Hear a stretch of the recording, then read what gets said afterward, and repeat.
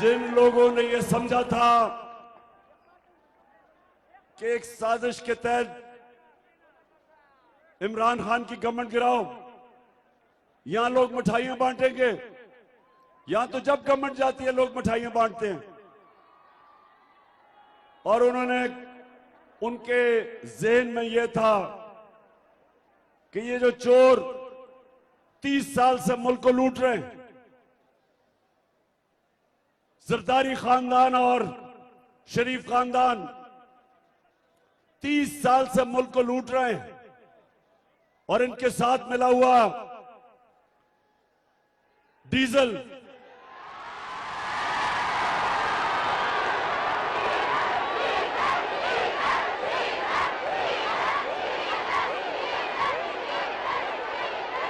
तो इन्होंने सोचा कि ये जो थ्री स्टूजेस हैं, इनको जब लेके आएंगे तो ये अपनी कौम को समझते थे ये भेड़ बकरियां हैं, जो मर्जी करो कौम इन चोरों को तस्लीम कर लेगी। और ये अमेरिकन तो आप जिस तरह जानते हैं कि वो तो पाकिस्तान की बेहतरी के लिए तो नहीं उन्होंने तब्दीली लेके आए थे, वो तो पाकिस्तान को टिश्यू पेपर की तरह इस्तेमाल करना चाहते थे। जिस तरह पाकिस्तान इस्तेमाल होता रहा, जिस तरह अमेरिका की वॉर ऑन टेरर में 80,000 पाकिस्तानियों की कुर्बानी दी अमेरिका की जंग में। हमारा कबायली इलाका याद रखें, मैं कबायली इलाके को जानता हूं, जो जुल्म उन लोगों के ऊपर हुआ आपको किसी को अंदाजा नहीं। 35 लाख बेचारे लोगों ने नकल मकानी की। इस मुल्क के अरबों डॉलर इस मुल्क का तबाह हुआ जंग की वजह से। और सबसे खौफनाक बात यह कि जिसके लिए हम जंग लड़ रहे थे, उन्होंने 400 ड्रोन अटैक किए हमारे मुल्क के ऊपर, जिसमें हमारे शहरी मारे गए। तो वो अमरीकी पाकिस्तान में उनको फर्क नहीं पड़ता ये चोरों की हुकूमत आ जाए, क्योंकि वो इस तरह के गुलाम चाहते हैं। वो तो ऐसे गुलाम चाहते हैं जो उनकी खिदमत करें, जो कंट्रोल हो सके, जो वो हुक्म दें उस हुक्म पे घुटनों के ऊपर कबूल करें। जिस तरह पहले एक हुक्म दिया था, एक पाकिस्तान के सरबराह को हुक्म दिया था और हमें उनकी जंग में शामिल कर दिया, उसी तरह उनको आप गुलाम चाहिए। उनको याद था कि जरदारी और नवाज शरीफ जब मुल्क के सरबराह थे तो इन्होंने चुप करके तमाशा देखा जब 400 ड्रोन अटैक किए गए पाकिस्तान पे, जिसमें औरतें बच्चे मारे गए, बूढ़े मारे गए। और एक दफा इन दो गुलामों के मुंह से एक दफा अमेरिका के खिलाफ एक मुजम्मत भी नहीं निकली। ये भी नहीं कह सके कि ये दुनिया के हर एक कानून की खिलाफ वर्जी है कि आप फैसला करें कौन दहशतगर्द और आप ही मार दें। हमारा एक दहशतगर्द बैठा हुआ है लंदन में 30 साल से,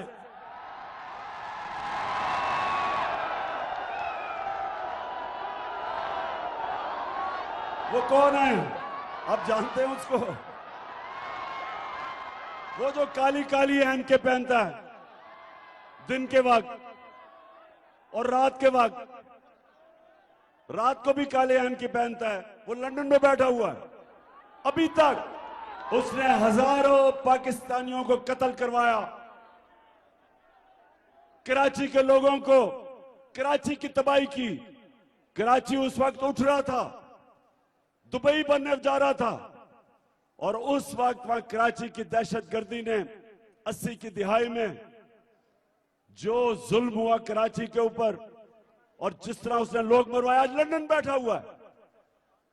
तो क्या हमें बरतानिया इजाजत देगा कि हम ड्रोन अटैक करके उसको मार दें? नहीं इजाजत देगा। वो कहेगा आपके हमारे कानून के खिलाफ है। वो कहेगा अगर वो दहशतगर्द है तो जाके आप अदालत में जाएं और साबित करें। तो मैं सवाल अब पूछता हूं, क्योंकि उन्होंने तो हमें इस्तेमाल किया। मैं इन दो से पूछता हूं, जरदारी और नवाज शरीफ से, कि जब वो 400 ड्रोन अटैक कर रहे थे हमारे ऊपर, तो क्या आप उनको ये नहीं बता सकते थे कि आप अदालत में साबित करें कि वो दहशतगर्द है या नहीं? आप नहीं बोल सकते थे। और आप इसलिए नहीं बोल सकते थे कि आप दोनों के चोरी के अरबों डॉलर मगरबी बैंकों में पड़े हुए हैं, उनके ऑफशोर अकाउंट्स में पड़े हुए हैं, और आप हैं पैसे के गुलाम। और आप कभी भी बोलेंगे नहीं, क्योंकि आपको डर था, जिस तरह रूसियों के पैसे जब्त कर रहे हैं आप कभी कर लेते। और अब क्योंकि उनको पता है इनका, अब उन्होंने उसी तरह का शहबाज शरीफ उसको हमारे ऊपर बैठा दिया आके, क्योंकि उनको शहबाज शरीफ का पता है। अच्छा, ये जरा आप गौर से सुने, एक मिनट रोको। अब जरा ये गौर से सुने कि ये है आपका प्राइम मिनिस्टर। सुने जरा गौर से, ये है। मैं सऊदी अरब से होके आया हूं। रोको एक मिनट। मैं जरा अपनी कौम को बता तो दूं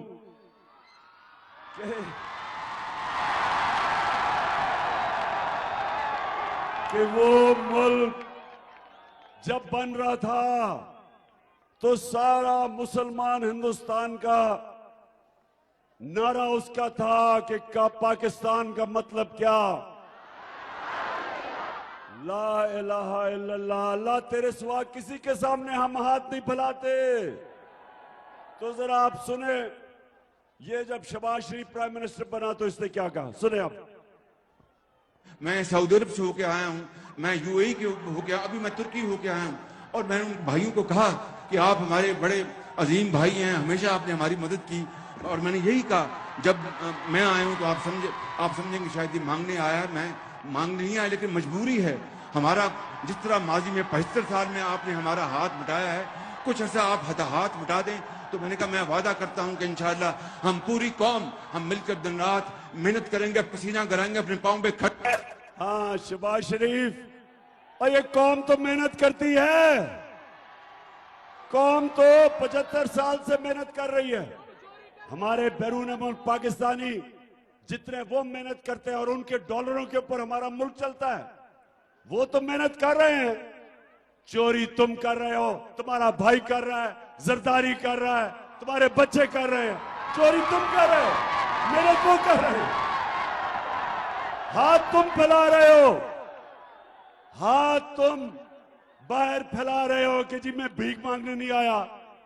हाथ आप फैला रहे हैं और जलील सारी कौम को कर रहे हैं। ये खुददार कौम है, गैरतमंद कौम है, अल्लाह में मानने वाली कौम है।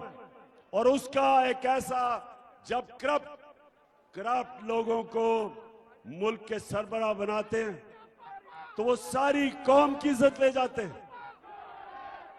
तो इसलिए जंग के मेरे पाकिस्तानियों, अगले इतवार सब तैयारी करो, आपने इनको शिकस्त देनी है।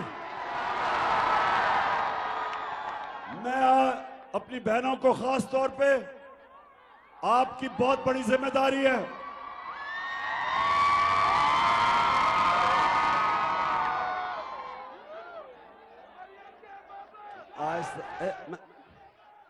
आपने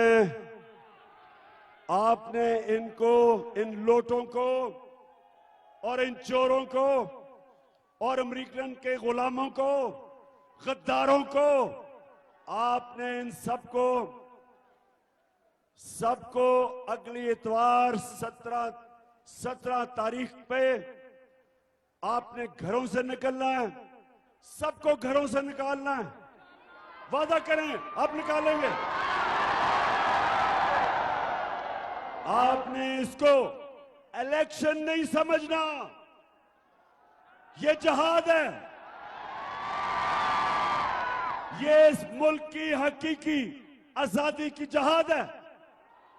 सब फिर से मेरे से वादा करें, आपने सबको निकालना है और खुद भी निकलना है। नौजवानों, आपने, इस मुल्क की अक्सरियत नौजवान है और नौजवानों, ये आपकी मुस्तकबिल की जंग है। आपने सबने निकलना है, लोगों को निकालना है, क्योंकि इन्होंने सिर्फ एक तरह जीतनी है इलेक्शन, धांधली करके। करप्ट लोग, इन्होंने कभी कोई चीज ईमानदारी से नहीं की, इन्होंने धांधली करनी है। और आप सबने पहरा देना है, पोलिंग स्टेशन का पहरा देना है, औरतों के पोलिंग स्टेशन जिसपे सबसे ज्यादा धांधली होती है, आपने पहरा देना है। हमने इनको हराना है और हमें पता है कि इलेक्शन कमीशन इनके साथ है। हमें पता है कि सारी इंतजामिया को इस्तेमाल कर रहे हैं इलेक्शन जीतने के लिए। हमें पता है कि इन्होंने इलेक्शन कमीशन इंतजामिया के साथ मिलके और मिस्टर एक्स जिसका काम है, जिसको हुक्म मिला हुआ है इनको इलेक्शन जिताना, और मिस्टर वाई मुल्तान में बैठा हुआ है। हमने इसके बावजूद, हमने अंपायरों के बावजूद जो इनके साथ मिले हुए हैं, उसके बावजूद हमने इलेक्शन जीतना है इंशाअल्लाह। तब्दीली आई रे, तब्दीली आई रे, तब्दीली आई रे, भूखा करप्टों का देता है दुहाई रे, तब्दीली आई रे, तब्दीली आई रे, रोक सको तो रोक लो, तब्दीली आई रे, तब्दीली आई रे, ITT आई रे। मैं आज नूर सुल्तान और मेहर नवीद का शुक्रिया अदा करता हूं जो हमारे लिए बैठ गए हैं और हमारे साथ मिलकर इंशाल्लाह वो इलेक्शन लड़ेंगे। आपका बहुत बहुत शुक्रिया। अच्छा, जो लोटा, आपको समझ आनी चाहिए कि जिस लोटे को, उस लोटे को हमने वजारत से करप्शन पे हटाया था, इसलिए आपने पूरा जोर लगाना है कि हम इसको जीते ना दें। अच्छा,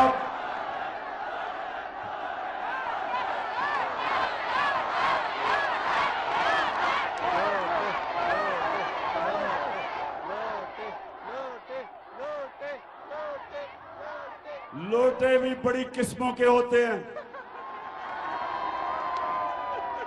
उसको खाने वाले लोटे,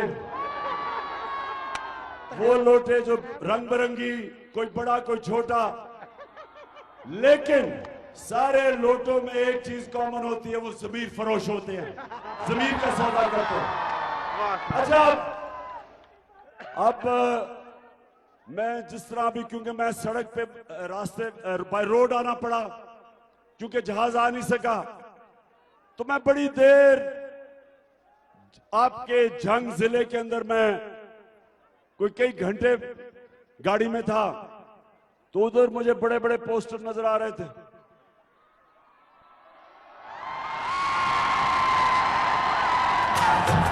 खड़ा है अब इमरान, ठीक करेगा सब कप्तान, नया बनेगा पाकिस्तान, नया बनेगा पाकिस्तान। अच्छा, पोस्टर्स में मैं देख रहा था कि ये इश्तिहारी हैं, मफरूर, सजाए याफ्ता, जमानत पे, और शर्म की बात क्या है कि वो खातून जो सजाए याफ्ता है, जो बेल पे है, जमानत पे है, उसको आपके टैक्स के पैसे के ऊपर प्राइम मिनिस्टर का प्रोटोकॉल दिया जा रहा है।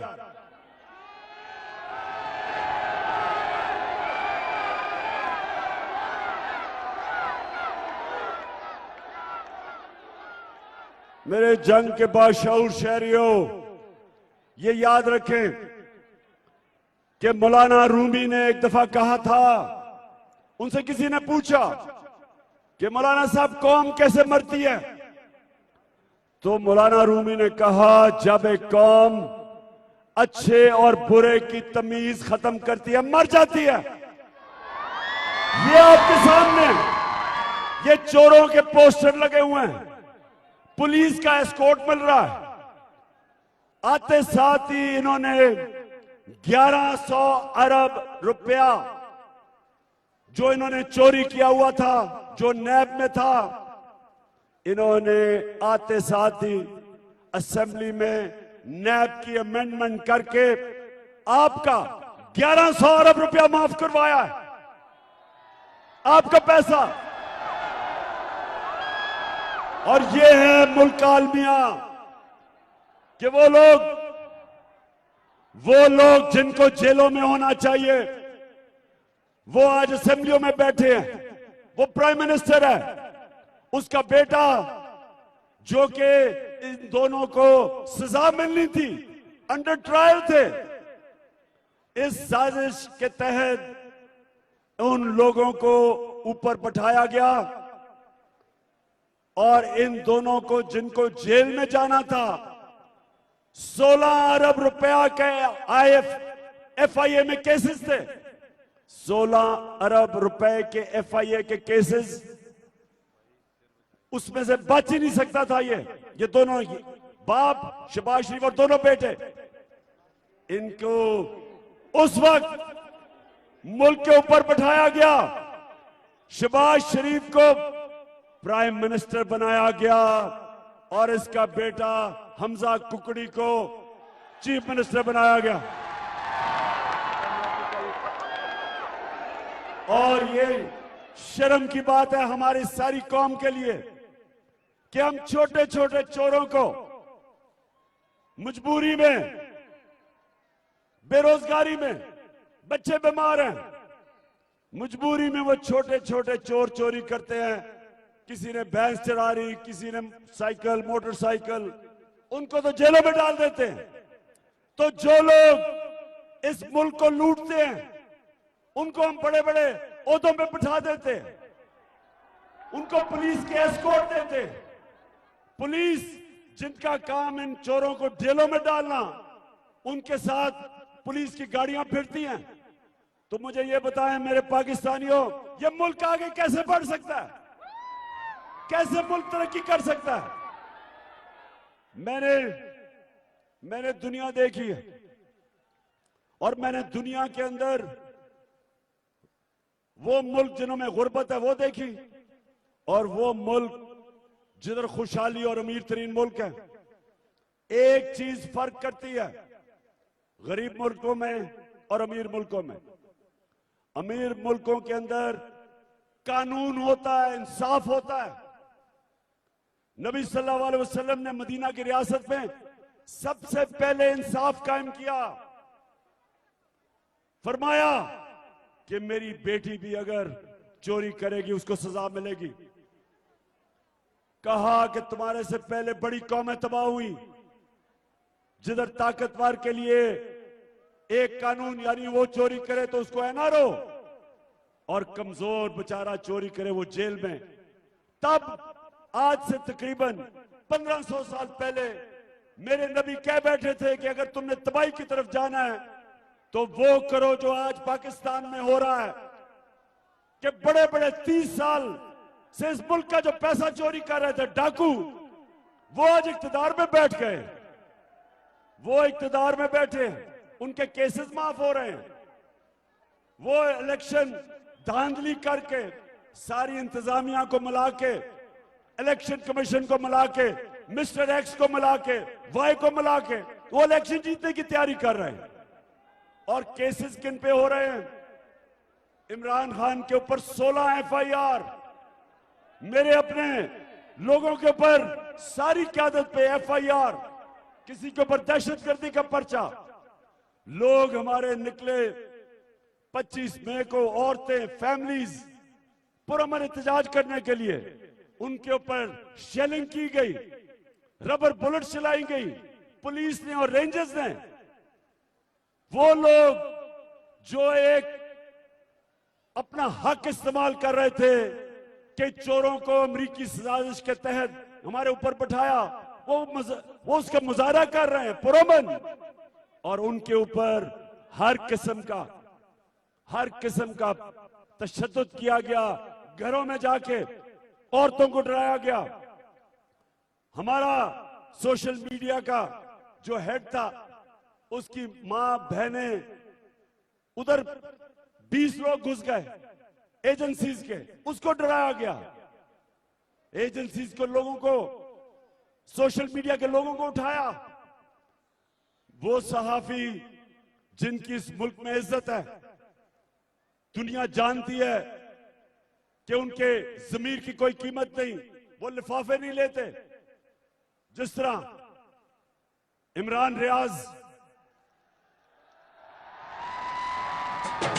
साफ चली शफाफ चली तहरीके इंसाफ चली साफ चली अयाज अमीर, एक इस मुल्क का दानश्वर, 35-40 साल से लोग जानते हैं कि वो अपने ज़मीर के मुताबिक अपने मुल्क की बेहतरी के लिए लिखता है, तनकीद करता है। मेरी उसने बहुत तनकीद की।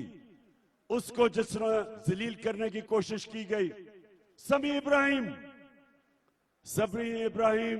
उसको जो उन्होंने मार पड़वाने की कोशिश की गई। साबर शाकिर मुल्क से बाहर चला गया, डराया धमकाया। तो ये है आज का पाकिस्तान कि आज अपने हकूक के लिए, इंसाफ के लिए जो लोग आवाज बुलंद कर रहे हैं, उनको डराना धमकाना, उनके ऊपर केसेस, FIR, और जो मुल्क के 30 साल से इस मुल्क को लूट रहे हैं। पहले इनकी चोरी जनरल मुशर्रफ ने माफ की, NRO दिया उसने पहली दफा, और फिर 10 साल इन्होंने लूटा मुल्क को, और फिर इनको छूट दी गई, साजिश के तहत हमारे ऊपर बैठाया गया। और अब इलेक्शन धांधली करके पूरी इंतजामिया इनके साथ मिलके और अब फिर हमारे पे मुसल्लत करने की कोशिश कर रहे हैं। मैं आज अपने सारे खामोशी, मैं सबको आज पैगाम दे रहा हूं, थोड़ी खामोशी ऊपर। मैं सबको आज पैगाम दे रहा हूं कि अगर लोगों का इंसाफ ढूंढने के लिए पुरअमन एहतजाज आप रोकेंगे, आप लोगों को इस तरह डराएंगे धमकाएंगे, आप लोगों को इंतशार की तरफ धकेल रहे हैं। और मैं सबको याद कराना चाहता हूं जो श्रीलंका में हुआ है, वहां भी एक खानदान बैठा हुआ था 20 साल से, वो भी पैसे चोरी करके पैसा बाहर भेज रहा था। उन्होंने भी श्रीलंका को मकरूज करके और खुद अरबोपति बन गए। जिस तरह ये हमारे 2 डाकू खानदान हैं जो 32 साल से इक्तदार में बैठे हैं।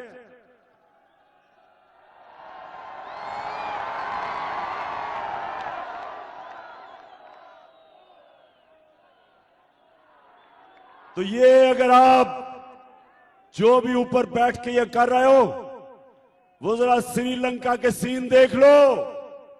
वो छुपते फिर रहे थे, प्राइम मिनिस्टर के घर से को क्या हुआ, आग लगा दी। प्रेसिडेंट डर डर के बड़ी मुश्किलों से मुल्क से बाहर भागा जान बचा के। तो ये याद रखो, ये दिन यहां भी आ सकते हैं।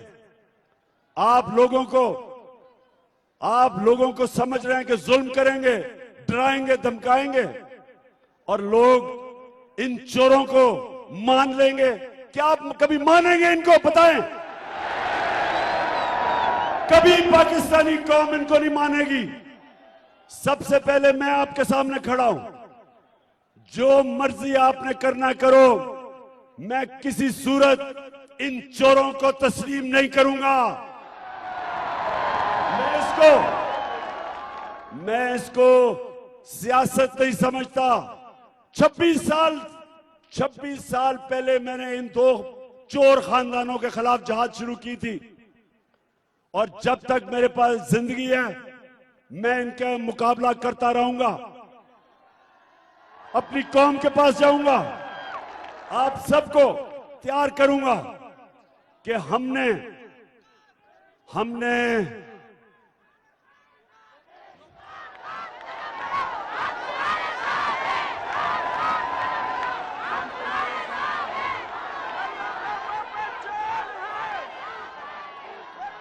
मेरे पाकिस्तानियों, मेरे पाकिस्तानियों, एक चीज आपने नहीं भूलनी, एक चीज आपने नहीं भूलनी कि आपने अल्लाह के सामने वादा किया हुआ है।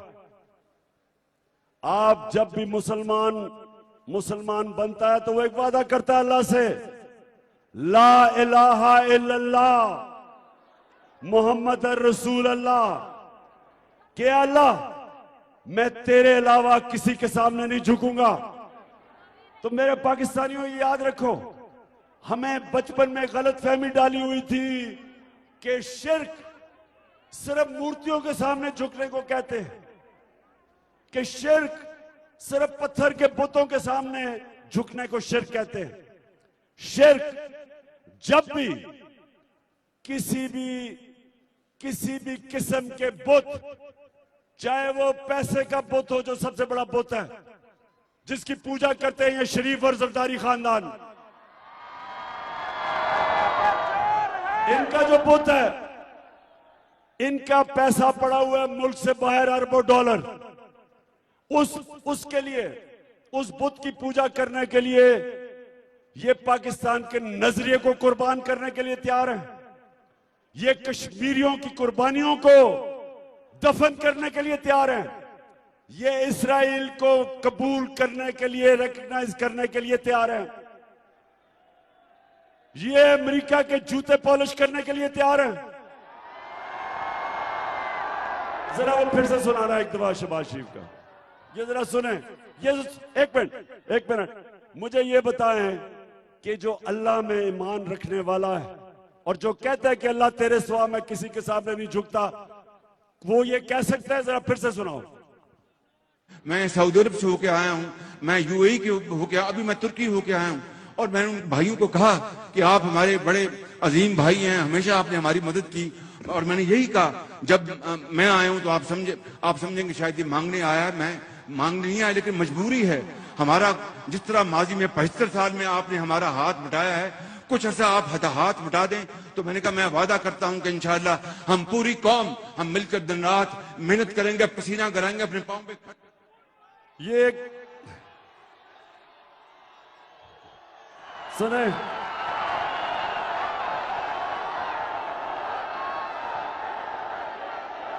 मैं बस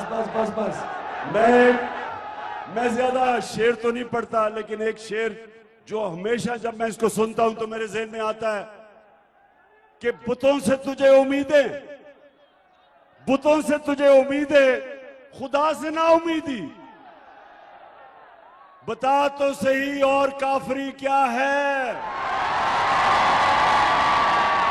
कि मैं भीख तो नहीं मांगने आया, हमें बचा लो, हम तो मर रहे हैं। 75 साल से जी आप हमें पैसे दे रहे हैं, शर्म आनी चाहिए। ये वो कौम है जो ला इलाहा इल्लल्लाह पे बनी थी, और ये है उसका एक करप्ट हुक्मरान जिसको मुसल्लत किया गया, जिसको जेलों में होना चाहिए था उसको ऊपर बैठाया गया।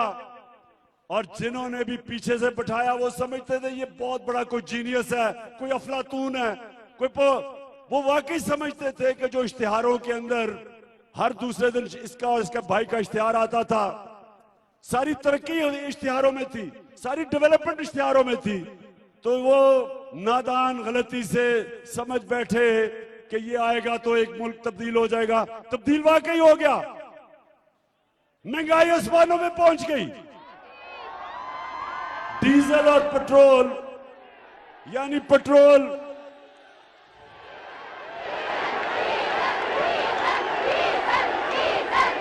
हमारे जमाने में, अभी 3 महीने पहले जब हम छोड़ के गए थे तो पेट्रोल था 150 रुपए लीटर और 144 रुपए लीटर था फजलुर रहमान।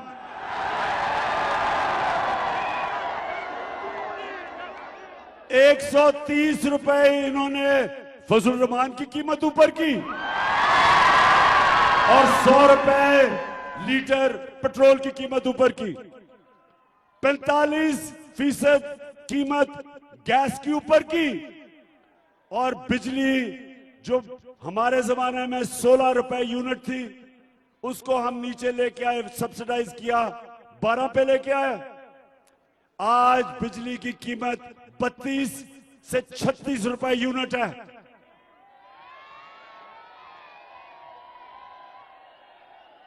और आज जो इंटरनेशनल मार्केट में तेल की कीमत है वो कम है, वो उससे कम है जब हम 3 महीने पहले इक्तदार में थे। तो शहबाज शरीफ अपने आप को खादमे आला तो कहते थे, अब करें ना नीचे पेट्रोल और डीजल फजल रहमान की कीमत नीचे करें आप।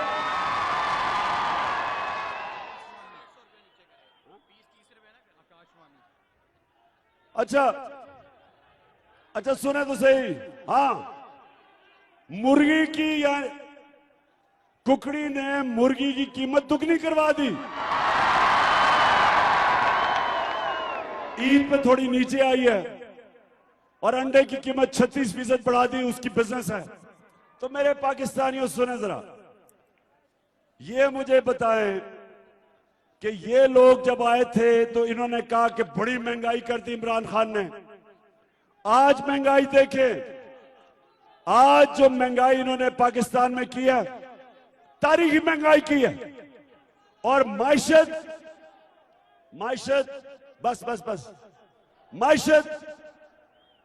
जो माइशत थी, हम जब छोड़ के गए थे तो आखिरी 2 सालों में पाकिस्तान इकोनॉमिक सर्वे के मुताबिक 17 सालों के अंदर सबसे बेहतरीन हमारी इकोनॉमी की परफॉर्मेंस थी। 5.6% तीसरे साल और 6% चौथे साल। और वो हमारी हुकूमत थी जो सबसे मुश्किल वक्त था दुनिया में। जब कोरोना आई तो दुनिया के अंदर तबाही मचा गई। जिस तरह पाकिस्तान ने कोरोना का मुकाबला किया, international magazine economist, world health organisation, world economic forum, इन सब ने कहा कि जो 3 मुल्क जिन्होंने सबसे बेहतर तरीके से कोरोना का मुकाबला किया, उसमें पाकिस्तान था। तो जब से ये आए हैं, हमारा रुपया गिरा, तकरीबन 30 रुपए डॉलर महंगा, बिजली महंगी, पेट्रोल सब कुछ महंगा। हमारे किसानों का बुरा हाल, ट्यूबवेल के बिल इतने ऊपर चले गए, खाद किधर चली गई है। जो किसानों के लिए हमने सबसे बेहतर पैसा हमने किसानों को पहुंचाया था। हमने शुगर माफिया को हुक्म दिया था कि आपने किसान को पूरी कीमत देनी है, कटौती नहीं करनी और वक्त पे कीमत देनी है। सबसे ज्यादा हमने गन्ने की कीमत किसानों को दिलवाई, हमने वक्त पे उनको पेमेंट करवाई, किसानों के पास पैसा आया, उन्होंने अपनी जमीन पे लगाया। 2 साल गंदम, चावल, गन्ना और मकई, 2 साल हमने रिकॉर्ड हमारी किसान ने पैदावार की। इतना ज्यादा पैसा गया देहात के अंदर। और आप यहां जंग के इर्द गिर्द सारा देहात है, पूछे किसान से हमने कितनी उसके मदद की और आगे मजीद और मदद करनी थी। किसान कार्ड लेके आए थे हमने अपने लोगों के लिए। मेरी ख्वातीन बैठी हैं, सुने जरा, हमने पाकिस्तान की तारीख की पहली दफा हेल्थ इंश्योरेंस लेके आए। हर खानदान को हमने 10 लाख रुपए की हेल्थ इंश्योरेंस दी, हर खानदान को। किसी भी अस्पताल में जाके अपना इलाज करवा सकते थे, प्राइवेट हॉस्पिटल में जा सकते थे। गरीब लोग कभी सोच भी नहीं सकते थे कि डॉक्टर्स हॉस्पिटल में जाके इलाज करवाएं। हमने हेल्थ कार्ड की वजह से हर खानदान को हमने तहफ़्फ़ुज़ दिया। हमने कामयाब पाकिस्तान कर्जे लेके आए नौजवानों के लिए, 20 लाख खानदानों के लिए सस्ते सूद के बगैर कर्जे, घर बनाने के लिए कारोबार करने के लिए, किसानों के लिए और हमने घरों के लिए सबसे पहले पाकिस्तान में तनख्वाहदार लोगों के लिए हमने घरों के लिए कर्जों का बंदोबस्त किया। आज वो सारा कुछ पीछे चला गया। आज हमारी माशरत नीचे, आज हालात ये हैं कि जो टेक्सटाइल इंडस्ट्री ऊपर जा रही थी वो बंद होनी शुरू हो गई है, बेरोजगारी होनी शुरू हो गई है, एक्सपोर्ट्स गिरनी शुरू हो गई हैं और जो बाहर से पाकिस्तानी पैसा भेजता था वो कम होना शुरू हो गया। और मैं सवाल आज पूछता हूं कि कौन है इसका जिम्मेदार? किसने किया ये?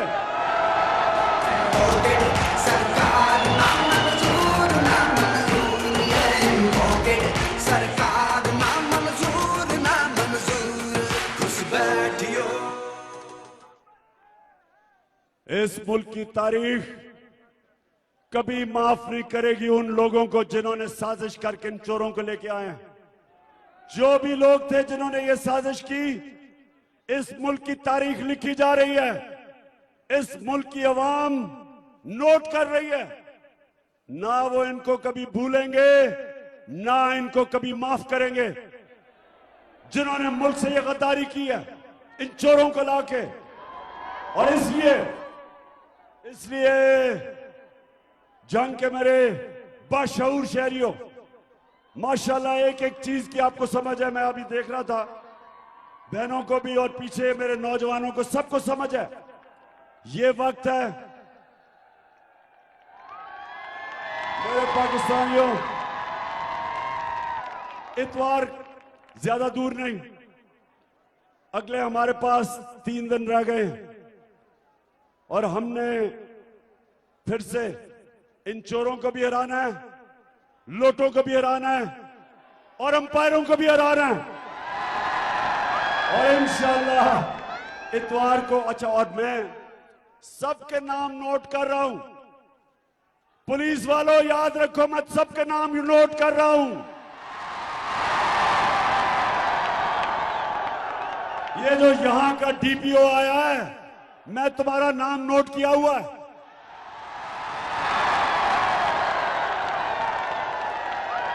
गैर कानूनी चीज जो तुम कर रहे हो, जो तुम इनको जिताने की कोशिश कर रहे हो, याद रखो सुप्रीम कोर्ट का ऑर्डर है। सुप्रीम कोर्ट ने जब इस कुकड़ी को वजीर आला बनाया था, गैर कानूनी था, ये गैर आईनी था, लेकिन उन्होंने जब इसको कहा कि जी मजबूरी है बना देते हैं, तो साथ उन्होंने ये कहा था कि किसी किस्म की इलेक्शन में मुदाखलत नहीं होगी। और हमारे सामने हर रोज मुदाखलत हो रही है, क्योंकि ये शरीफ खानदान, तो मैं फिर से कहता हूं, जिंदगी में इन्होंने ईमानदारी से कोई काम नहीं किया। इन्होंने करनी है धांधली। और सुप्रीम कोर्ट, हम आपको कह रहे थे तब भी कि इन्होंने धांधली करनी है, इंतजामिया का इस्तेमाल करना है, पुलिस का इस्तेमाल करना है। तो इंतजामिया के लोग और पुलिस, जो भी इस इलेक्शन में, और इलेक्शन कमीशन के लोग जो भी इस इलेक्शन के अंदर गैर कानूनी काम करोगे, याद रखो कि ज्यादा दूर नहीं है 17 तारीख।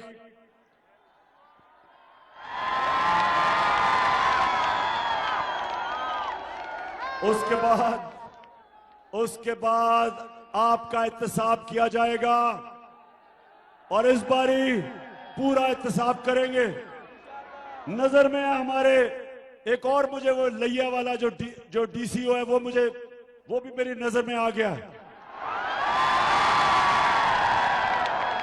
उसने जो कल लैया में हरकतें की हैं, डीसी साहब फिक्र ना करो, ज्यादा दिनों की बात नहीं है। इस बारी ये एक बदला हुआ पाकिस्तान है, जो मैंने शुरू में कहा था। लोगों में शऊर आ गया है, कौम जाग गई है। और सबसे बड़ी बात कि कौम ने खौफ का बुत तोड़ दिया। पाकिस्तान जिंदाबाद।